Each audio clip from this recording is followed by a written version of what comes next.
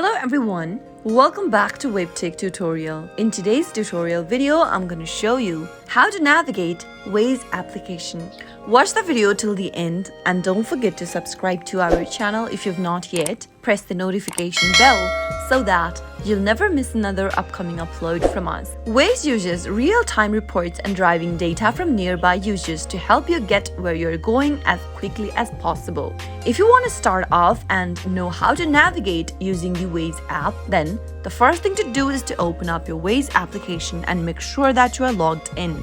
Where you see the Where To text box at the bottom, go ahead and enter your destination. Once you enter your destination, tap Search. Soon after you do that, you'll be able to see the location on a display. Tap on View Routes at the bottom right and you'll be able to see available routes to get to your destination. You can also select alternate routes by giving it a tap, and once you are done, tap on Start Drive. Now, you'll be able to navigate through the routes and reach to your destination. That is how you can easily navigate on Waze application. I hope the tutorial was helpful to you. If it was, go ahead and give us a thumbs up. I'll be back soon with more videos like this. Thank you for watching.